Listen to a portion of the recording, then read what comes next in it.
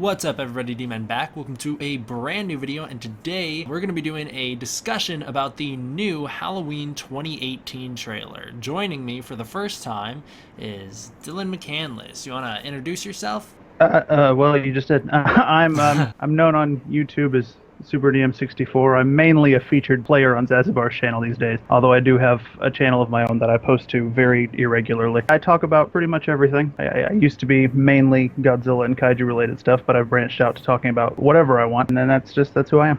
Yeah, so I've been watching him for years now, guys. I definitely would, recommend it. So I guess we could jump right into the discussion about the Halloween trailer. Starting off, what's your experience with the franchise? Oh, I'm a huge Halloween fan, particularly of the original film, with varying degrees of success as far as the sequels are concerned. But I love the franchise. I'm kind of a purist when it comes to the original film, which is one reason why I'm super excited about the fact that this one is cutting all of the sequels out of continuity. I'm excited to get a movie that goes back to the original. That's kind of where I'm at. As far as I'm concerned, there are like four acceptable versions of continuity, and that is either just the first movie, or the first two, or the first two plus four, or the first two plus H2O. And I'm hoping that by the end of the year I will have a fifth acceptable version of the continuity to look on and admire. All right, so for me personally, my experience with Halloween, I'm really big into horror movies in general, but the Halloween series seems like one that I feel like I kind of want to like it more than I do. I think the first movie's good, but I think it does drag at times. I think the second one is, in my opinion, the best. I personally love Halloween 2. And then all of the other ones are just kind of there for me. It's interesting that you like two the best. That probably explains why we're of different minds when it comes to the way they've been reworking the continuity here. Yeah, definitely. Because I think the first movie is good, but I don't think it's a complete story. And maybe this new one coming out, maybe it'll complete the story for me in a way that I think is satisfying. Part 2, I think it does so many great things with what we got in the first movie. I think it really amplifies a lot of what we got in the first movie. There are some things I very much dislike in it, such as all the hidden references to Michael being part of a cult or Satan worshiper or whatever was going on in that movie. There are little things in it that I dislike, but as a whole, I really do view Halloween 2 as superior. And I view them as just one story because that's how they're told. They're told as one continuous story. So the fact that this new movie is erasing Halloween 2 from the continuity is definitely something that I'm not totally on board with. That makes a lot more sense now to me, why you have such reservations about this trailer. We've been discussing this some on Facebook, because I guess I never really viewed it that way. I've always been able to view Halloween 1 and 2 separately. Maybe it's just because I saw Halloween long before I'd ever saw 2.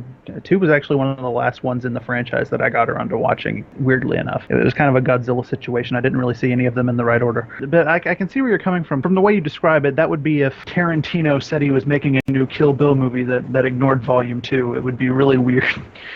So I get where you're coming from there. Yeah, that I guess that is a really good comparison. There's a lot of things that Halloween 2 sets up or establishes that I'm not sure how they're going to go about explaining this in the new continuity now that these have been erased, such as Michael Myers not being related to Laurie Strode, which, when you pointed out to me Loomis's line about Michael's inhuman patience, that really swayed me at first, up until I rewatched the movie, because right off the bat in Halloween, Michael immediately homes in on Laurie Strode, and he spends the entire film stalking her.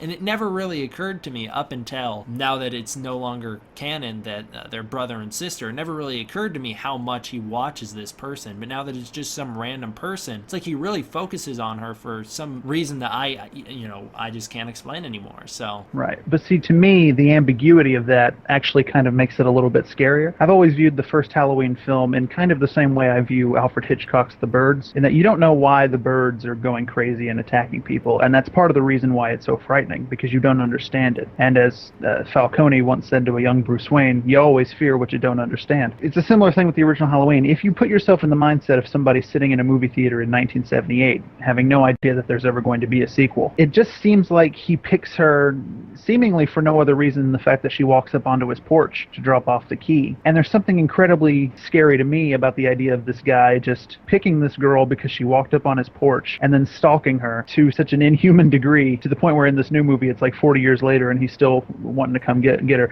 Although he has even more reason, I think, now, because she kind of messed him up in the first movie. I mean, she stabbed him several times. She gouged out his eye. It's been confirmed that the Michael in this movie is still going to be missing his eyes, his one eye. He wasn't missing an eye in the first movie, was he? Because she stabs him, but then when he's unmasked, you see that it's just kind of like swollen. He still has the eye, but he's got it like closed. He's obviously in pain. I'm thinking maybe he lost it afterwards. Maybe they weren't able to save it or whatever. You know, sometimes you get poked in the eye and then it just goes dead or whatever. I don't know what the deal's going to be. Point is, he still only has one functioning eye.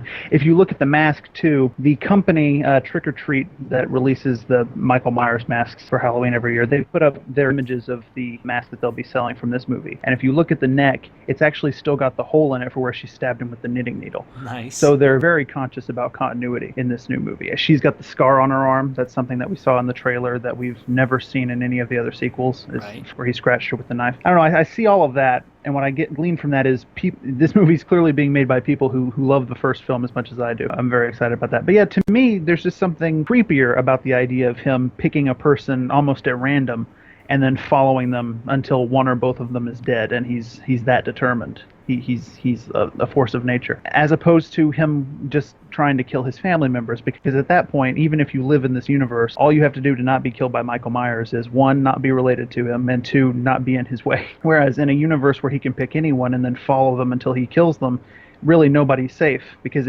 once he eventually gets around to killing Laurie Strode, assuming he ever does, then he just would pick somebody else, you know, and it would be an ongoing cycle. I don't know. I've always found that idea creepier, and I've never been a fan of the brother-sister reveal in the second movie. So that's just where I'm coming from. That's actually a pretty interesting point. I didn't ever think about it like that, but I guess it does make it scarier, because now if you put yourself in the same shoes as Laurie Strode, it's like you could be hunted down for nothing at this point. I didn't actually consider that, so that's an interesting viewpoint. There's one thing in the trailer that I certainly dislike, and that's the fact that no one seems to be mentioning how deadly Michael is. I get that they want to draw it back. He's no longer this guy with dozens of kills under his belt like he is in the sequels, but it seems like they're forgetting a lot, in my opinion, because we only get mentioned to 3 people he kills on that Halloween night, and they're not going to forget about the sister at the start of the first Halloween movie. They're not going to, I would hope that they don't forget about the random truck driver that he murders, but I don't know, something about that is just kind of weird to me. And then there's a line with the teenagers where they say, oh, Michael Myers, he killed all those babysitters, but he actually only kills one babysitter in the whole movie. So I don't know, could just be something about that, to me anyways, just feels like they're really trying to overdo the fact that they're undoing the past. It really just makes it feel like they're trying to really sell you on that point, that the other movies didn't happen, but at the same time it feels like they're forgetting about certain events from the first movie in order to achieve that. I'm sorry, you were breaking up a minute ago. But what I think you were talking about is the thing about his kill count being reduced in this continuity because they're only going by the first movie. What I think we're coming to, and this was the vibe I got off the trailer, and then Jamie Lee Curtis has also mentioned it in interviews. Laurie's character is sort of becoming the new Dr. Loomis in this movie. She's sort of taking up his role from the original, and so she's going to be the only person who takes him seriously as a threat, because that's what Loomis's whole deal was in the original movie. He was the one guy who was like, oh, we have to stop him, and nobody at the institution took him seriously. The sheriff in the town was very skeptical until they finally, the killings actually started happening. And I think that's what they're building up here. Laurie knows how dangerous he is because she's been in the situation with him. But he's not this like super famous killer who killed like dozens of people like he is in the old continuity.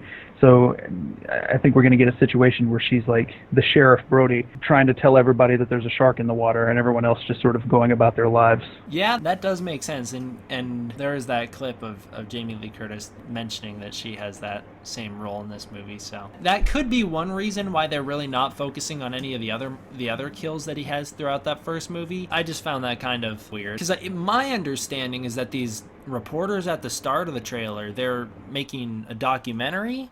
That's my understanding.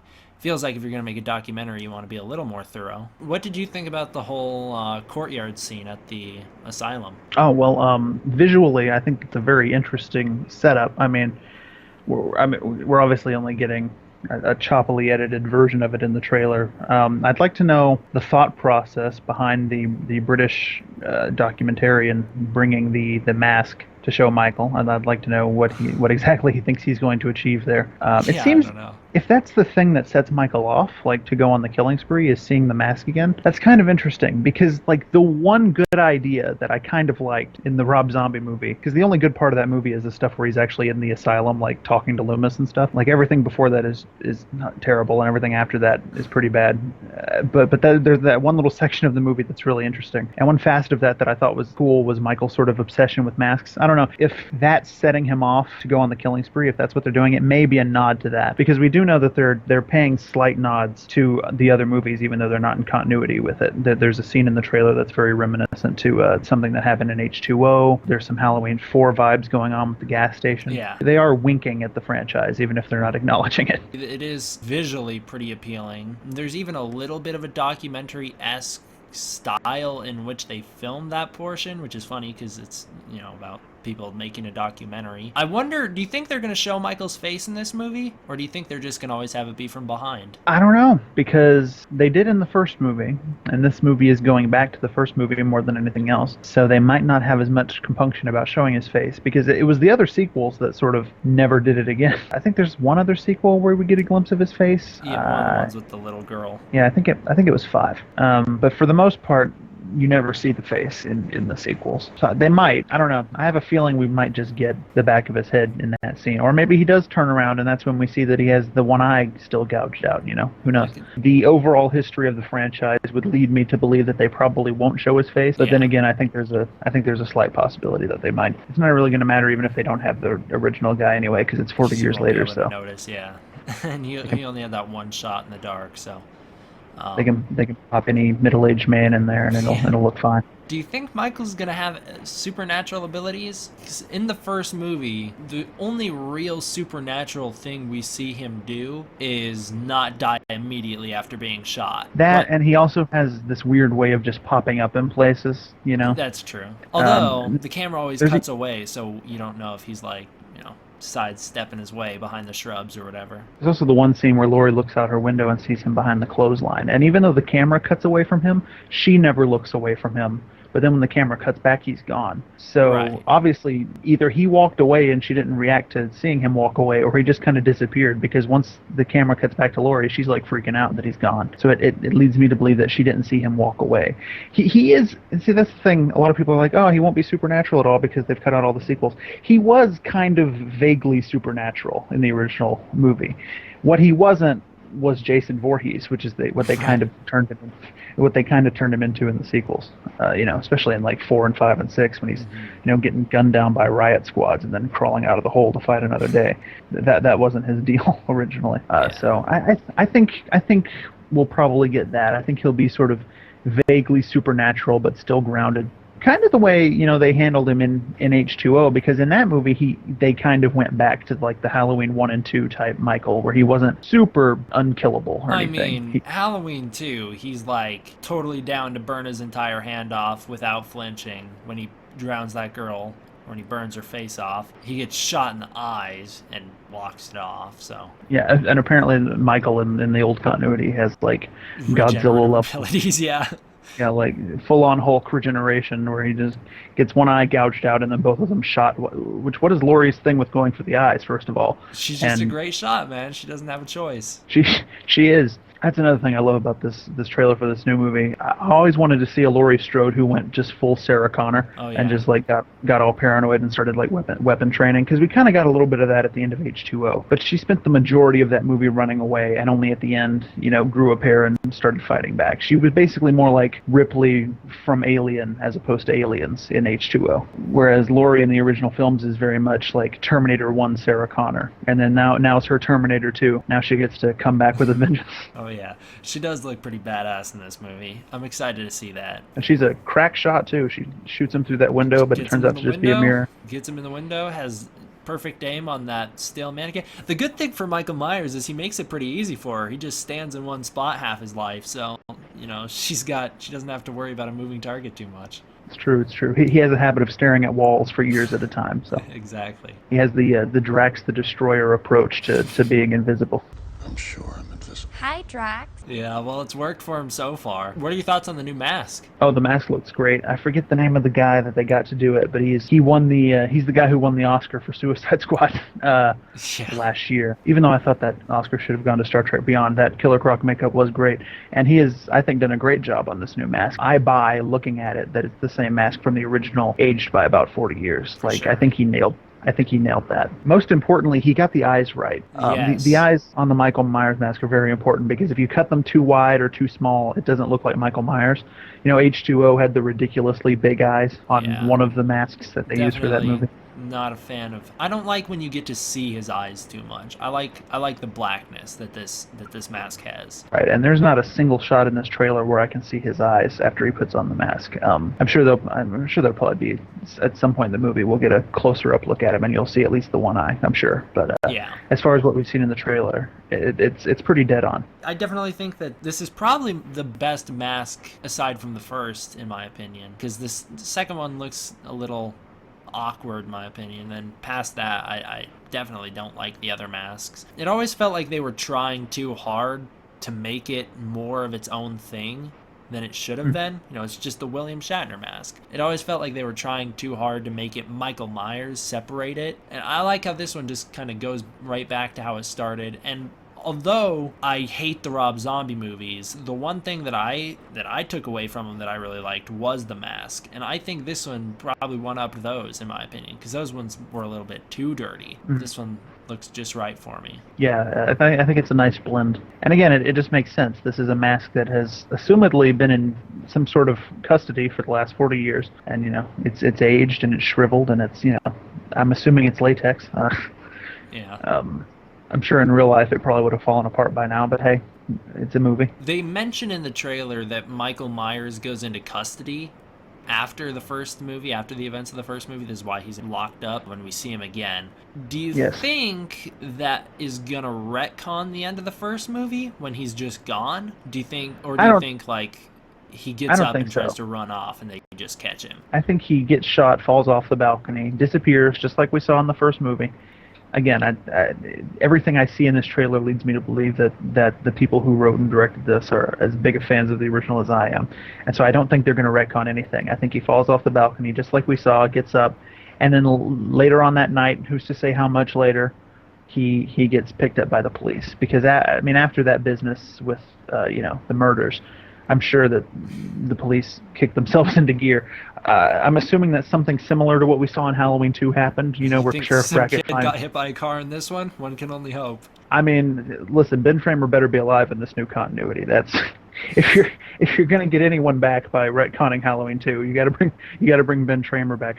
Kill Lonnie. That kid deserves it. So yeah, I think he just got apprehended later on that night. And I saw somebody on YouTube complaining about that. Oh, they're retconning the end of the movie. He's supposed to get up and disappear. I'm like, he probably did, and then they just captured him later. Like, put two and two together, for God's sake. I wonder if it's gonna be like he gets up and like walks a couple steps and then just collapses, after being shot so many times. Because there is the possibility that he is still the total supernatural Michael Myers that came in the sequels, but there's also the possibility that they're like, no, we're gonna go realistic. Maybe the reason it's 40 years later and he's just now active again is because he's been in a coma half the time, something like that. Even if he has some level of supernatural strength, which, going by the first movie, he seems to, because he picks up Bob that guy with the wall, with one hand and then pins him with a butcher knife. So clearly he's stronger than the average person.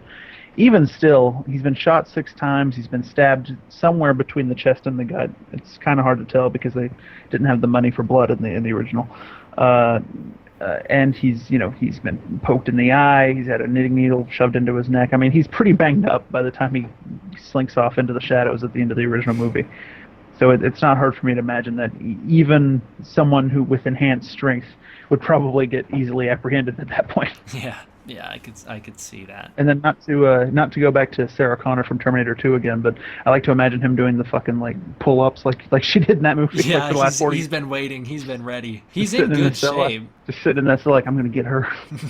This is something that was really throwing me for a while, is the age. We see him he's doing knife flips in his hand, he's strangling people, he's doing quite a bit in this trailer that I would have assumed he would have been a lot older than he was. I would have assumed he was in his 70s, but I suppose not. No, if you do the math, he's 6 years old when he kills Judith at the beginning of the original movie. Yeah. He spends 15 years in Smith Grove, which means during the events of the Halloween '78 when he was killing Linda and Annie and Bob, he was 21 at that time.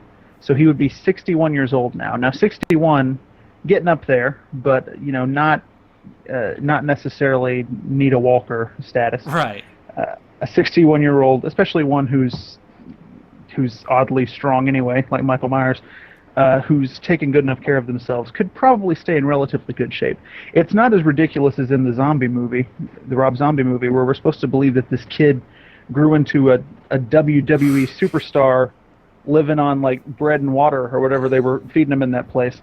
Yeah. Like, that was a bit more ridiculous, I think. I mean, he had a lot of fat stored up when he got in there. I guess he must have some crazy genetics going on. That's another thing that I actually really like about this movie is Michael Myers isn't a massive brute. He's just kind of your slim down guy. I always find that to be a little bit more scary. The new actor is a bit taller than Nick Castle was, but he's still not, he's not the Hulk. Exactly. Again, that was another way that they kind of tried to turn him into Jason Voorhees later on in the franchise, is that he kept getting kind of bigger and bulkier, and then by the time you reach Rob Zombie, it's just like mass like craziness. No hobo beard this time, sadly, and probably no ghost mom vision dreams either. What a shame. Oh, I don't know how to feel about that. Did you catch the little Season of the Witch Easter egg in the trailer? Yeah, you can see some people running around with silver shamrock masks. That's great. I love that movie. I think that's an underrated classic. It's been a while since I've seen it. I definitely don't remember hating it like half the world. Somebody in the marketing department made a big mistake when they didn't say, "Hey, maybe we just call it Season of the Witch." Yeah, for sure. They made that one change, and I think it would have gone down as like, oh, this horror like I think it would have been like a cult movie, like one of those things that people get around like They Live or something like that. Like I think it could have achieved that. They Live. Oh, They Live's a masterpiece. Another John Carpenter. I just noticed in this clip when you're looking at Michael through the window and he's in the mirror, he does his little head tilt. That's something that I haven't heard people mention. Yeah, that's nice. That's a nice touch. I always love that head tilt from the original movie, and I don't remember if they ever did it again in the sequels. I don't know if they ever, if anybody else ever did the head tilt like that. But it's always been one of my favorite little moments after he kills Bob and he kind of tilts his, because you immediately recognize that's what a dog does when they're like examining something. It does. It makes him very animalistic. It's a nice touch. Yeah. I've always kind of wanted to go as Michael Myers for Halloween, and I never have. But if I ever do, I'm incorporating that head tilt at every available opportunity. Oh, I love this moment that they threw in the little sheet as a reference to the original movie.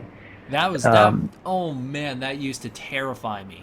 The idea that, because the way I used to sleep, my bed was lined up so that you could see the bathroom if I had my door open, and there I would hang the towel on the door, and the towel would look like the bed sheet, and that was before I had ever even seen the movie. I just had the record, and the back of the record box, it had that shot of Michael in the bed sheets.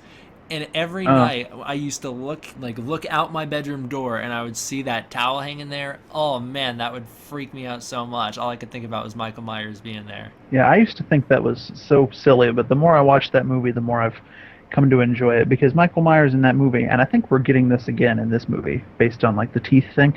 Michael Myers always, he wouldn't just kill you. He would like dick around with your like mind and your emotions. Like he would just pull, like the way he positions the bodies of the other victims so that Laurie finds them, and like to freak her out. Like he could have just popped out and stabbed her right there, but no, he wants to freak her out first and then kill her. Or coming into the bedroom with the sheet on and kind of scaring Linda a little bit, and then when she turns around to talk on the phone, he strangles her with the phone cord. Do you think that's him in the bed sheet, or do you think that's some dead guy? I'm thinking it's either a dead guy or he just threw the bed sheet over something to make it look like there was somebody sitting there. I don't know, because I mean, it would be cool if the sheriff there, pulled the bed sheet off and then Michael Myers jumped out and stabbed him. But that would seem a little too obvious, I think. Yeah. The only thing that I think is you don't see any blood. I feel like if it's a dead guy, you're going to see blood on the sheet. It's a white sheet. Deadpool taught us a lesson. It's true. It's true. It would depend on the method of killing, though. He could have strangled somebody. Yeah, that's true. His strangling to stabbing ratio in the original movie is pretty even. So he does get a good strangle on a man a little earlier in the trailer, if I'm not mistaken. Oh, right here, yeah. Unless he's cutting that guy's throat. But it looks like he's throwing a wire around it. Could be the same guy. Got a nice pumpkin in the fish tank. Yeah, that's a weird touch. I wonder if that's gonna be explained, or if that's just gonna be one of those weird things in the background, That you just noticed. Probably they'll explain it. But I don't know. There was a oddly placed pumpkins all over in that first movie that they never mentioned. So. It's true. What do you think the screen time is going to be like? Do you think it's going to be like all all Jamie Lee Curtis, or do you think it's going to be like mostly the young cast? That's a good question. I mean, based on what we see in the trailer, it seems like Jamie Lee is in quite a bit of it. So I'd like to think that it's kind of even. I'd like to think that they're doing kind of a Force Awakens type thing here. Kind of introducing some new characters and having the old character, be there to kind of mentor them, because there's already talk about a sequel, or not even that they're planning on doing a sequel. Not that they're planning on doing a sequel, but they've already said that they know what they would do if they did do a sequel. You know what I mean? So it's not like they're planning on it, but they have an idea. So we might be doing something like that, where Jamie Lee winds up dying before the end of the movie, and then I don't know. We'll see. I'm not sure how I feel about that. I feel like if she's back, she deserves to get the final kill on Michael Myers, definitively, for some timeline. What I would want in a perfect world is for this movie to be really good, like amazing, closest to as good as the original as you can get, and then for them to just stop making them. Yes. At least for a period of time, give it about 10 years, and then maybe you can try another reboot, but just give us a definitive end to this original story, and then let it rest for a while, is what I would want in a perfect world. But it is not a perfect world, and if it makes money, which is based on the reaction to this trailer, it's going to make money, they'll probably do something else. Yeah. Seems to me like, I guess they go to her house at the beginning of the movie before they even go to the asylum, because he's talking to her there, but they definitely got killed, like for Michael to get his mask back, because in that bathroom scene you can even see him at one point smashing that British guy's face into the stall door. Is that whose face he's hitting? Yeah. I thought that was the dead guy whose teeth he took. No, because this guy finds that body, and then I guess Michael kills him. Maybe Michael took the teeth. Maybe we assume that Michael took the teeth from the other guy, but maybe he took the teeth from this guy. I don't know. That'll be brutal if they show that, him ripping those out. Yeah, that always messes me up. That's the worst part of this trailer for me. That's personally. That is disturbing. Another aspect carried over from the original. He looks to be doing a lot of stalking throughout this film. Yes, he's very voyeuristic in the original film. He's got a bloody hand here. Yeah, I believe that's the hand of the babysitter at the end of the trailer who finds him in the closet. Which, that's also a great moment. I knew he was going to be in there, but it still works. There's questions like, why is he in there, that you could ask, but I think personally that's one of those like terrifying primal instincts, something in the closet, monster in the closet. So I love it. Right. Well, listen, it's 2018. Michael doesn't have to explain to me why he's in the closet. That's totally his business. Yeah, I guess I shouldn't go prying, huh? I don't know. Do you think she's prepared? It seems like if she's chasing him down with a knife. I think something's happened in this moment and she's out of ammo, or maybe. Well, she looks a little banged up. Maybe her head got hit. Some blood on her hands. From what I've heard, I think her house is like even like set up with like traps and stuff. She's like home alone to the place. She had that thing in the floor. She has a secret room, so. Yeah, it's going to be really interesting. But, they can't just have her be a badass the whole time and totally kick his ass, because then it would be a boring movie. They have to have a little back and forth. Think her family's safe? I probably think her daughter's dead. I don't know. We don't get to see a whole lot of Judy Greer in this trailer, which could be a problem, but I'm thinking it'll be more based around the granddaughter and her friends. I think they'll be the new Laurie, Linda, Annie triad, and he'll probably be stalking them as a way of messing with Laurie, just like he did back in '78 by killing her friends. It's so weird, like, if this all is just because she is the one who walked up on his porch, he really took that personally. He's a disturbed individual. So you think this kid's room, we can see the fish tank right here in his room, his same room Oh, maybe yeah. that I don't see a pumpkin in that fish tank, so. I'll try and see, so you get the, like, animal wallpaper. Yeah, is that animal wallpaper in the room that the sheet was in earlier? Because that'll be the answer to this mystery. Let me try and find out. Yes, it is. There you go. That could be her body under the sheet. Maybe it's the kid. Do you think he's going to kill that kid? Maybe the kid is just hiding under that sheet, and it's not anything scary at all. That'd be a good mislead. It's just like a little fake out. I don't know why the sheet has eye holes cut out of it, but they could easily find a way to play that off. Maybe she like scares him with it earlier, or something. Yeah, I don't know. That's pretty interesting. Yeah, this room with the animal wallpaper features quite heavily in this trailer. Now that I think about it, something's going down here. Because she's definitely dead. Because by the time the last shot of the trailer has gone by, he's already pretty much sinking his knife into her chest. I mean, he's bringing it down. Slams the door on his face like 4 times. He deserves that kill. I'd say so. There was an interview. With the original, with the director, where they were like, "Hey, are you going to bring back any other old characters?" And he said something like that Lonnie kid still hasn't gotten what he deserved. So I think Lonnie is going to show up in this movie and get killed. Do you remember Lonnie from the original? He's the little kid that was bullying Tommy, and then he was also the kid. And then he was also the kid that Loomis was like, "Get your ass away from there." Yes. I didn't remember who that was, but the whole time when I watched that first movie, it was like, if Michael killed this guy, would he really be that bad of a guy? Yeah, really. If he killed Lonnie, would that be all right? Poor Ben Tramer, all he did was buy the wrong mask, and he got immolated. Like, could Lonnie get it? God, that kid gets it so much worse than anyone else that Michael Myers kills in those first 2 movies. Burns to death after he explodes. He gets hit by a car and explodes. All because he buys the wrong mask. He wear the wrong mask. I love how his friends show up later and they're like, he didn't go home. Is he okay? And if Loomis had the presence of mind to be like, "Hey, that mask has blonde hair, and the one Michael was wearing has brown hair. Quick, don't kill him." Well, apparently it was going to happen either way, because the cop was like, I didn't see him. Then there's that one weird moment in Halloween 4 where somebody messed up and bought the wrong mask. There's actually a moment in Halloween 4 where Michael Myers pops up in the school and he's got blonde hair for some reason. So apparently Ben Tramer was wearing a Halloween 4 mask. It makes as much sense as anything else in this. So ahead of his time. He's a real revolutionist. Yeah, I don't know. This movie, I'm interested in it, I'll say. I'm not too excited for it because of what it's, because it's erasing what I'm used to, which is all right.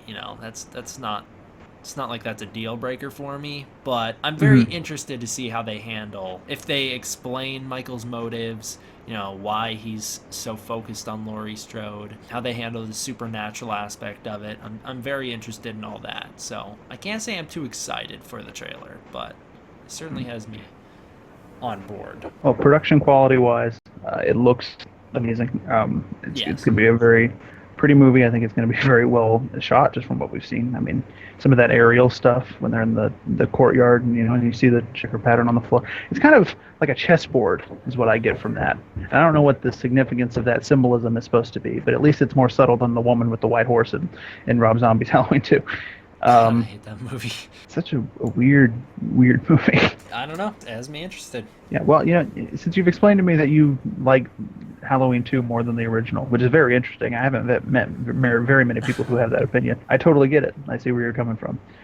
As a purist of the original film, however, this trailer is right up my alley, and so I'm super excited to see what they come out with. I'm going to be bummed if this sucks. Yeah. That'll be disappointing. You said you started with Halloween 1, and then you watched them out of order. I think the big reason why I'm so attached to Halloween 2 is because when I was a little kid, the first time I saw Halloween, I saw the first movie, and then immediately after I turned on the second one. My whole life, I've always had them back to back, and it's always been one complete story for me. And I haven't really lived in a world where I didn't know about Michael Myers being brother to Laurie Strode, so I don't know. Yeah, I just didn't have access to Halloween 2 for years, and then when I finally got around to seeing it, I had already seen pretty much the rest of the franchise at that point, and I knew everything that happened in it. Like I knew about the twist and everything, just through the ether and through the internet and through my research. But I didn't actually get to sit down and watch it until far later. So John Carpenter is of the opinion, even though he wrote it, that the twist was a mistake to make them brother and sister. And it's very shoehorned in there. Like there's no setup for it. It happens, and then they never bring it back up.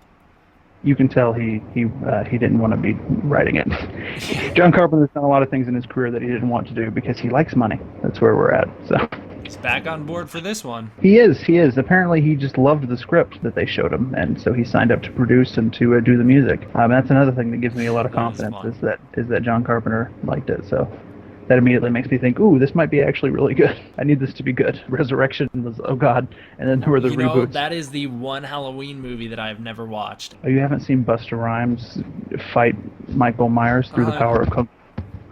I have seen the clip. I've seen the final clip of the movie on YouTube. That's a spectacle.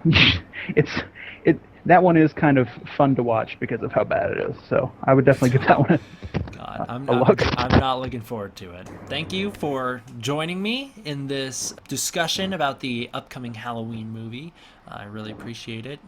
Tell the people one more time where they can find you. That's Superdm64. That's my YouTube channel where you will find, I don't even know how to describe it because it's such a collection of random subjects at this point. I don't post very often, but every now and then when the inspiration hits, I put something up. But more often, you can find me on Zazibar's channel where I'm a regular on all of his podcasting exploits. And occasionally I do guest spots on other channels. Like tonight, this was fun. Glad to be on a different channel for once. Yeah, I'm glad you joined me. For those of you guys who don't know who Zazibar is, Zazibar, he runs the Sons of Serizawa podcast as well as the Demons from Outer Space. You guys will probably recognize Kaiju Noir, aka Andres Perez, who has been on this channel multiple times in the past. He is one of the Sons of Serizawa, so there you go. Even more incentive to go check it out. Yes, he's kind of our junior member, which is funny because he's one of the oldest ones of us, but he's been there the least time. So by one episode. So we outrank him. But that's all that matters. Thank you guys all for watching. I hope you enjoyed. I don't really do horror movie videos on this channel a lot, but I hope to soon because it's a genre that I absolutely love. So thank you all for joining me. D-Man, out.